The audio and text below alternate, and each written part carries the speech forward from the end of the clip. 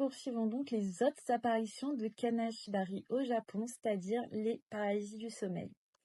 Donc, les premières évocations de la paralysie du sommeil remontent à l'époque de Nara, donc c'est-à-dire vers les années 710-794.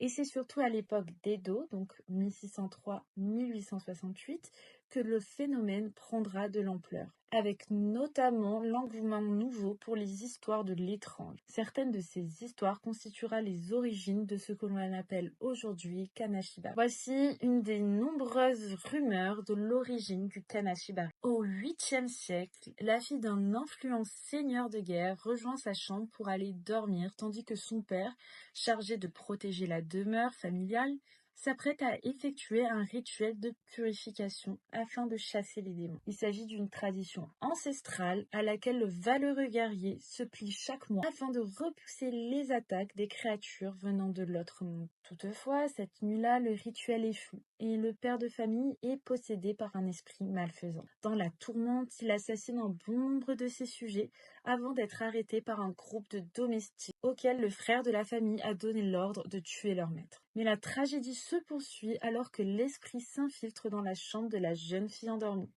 Il prend possession de son corps. Pour éviter que cette dernière ne perpétue d'autres drames dans la maison, les domestiques décident de la ligoter dans son futon et de l'étouffer dans son sommeil.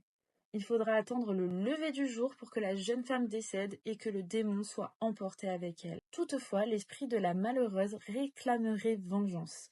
Et depuis, elle viendrait hanter ses victimes dans leur sommeil afin de leur faire subir le même sort funeste que celui qui lui a arraché la vie. On constate du coup parmi les nombreuses autres histoires du Kanashibari qu'elles remontent aux anciens temps et qu'elles étaient souvent attribuées à une force surnaturelle exercée sur le corps. Il y a certain nombre de légendes et chacune pointe vers une cause différente. À savoir que la paralysie du sommeil est un phénomène troublant qui touche quand même plus de 20% de la population. Et vous, du coup, est-ce que vous avez déjà fait des paralysies du sommeil ?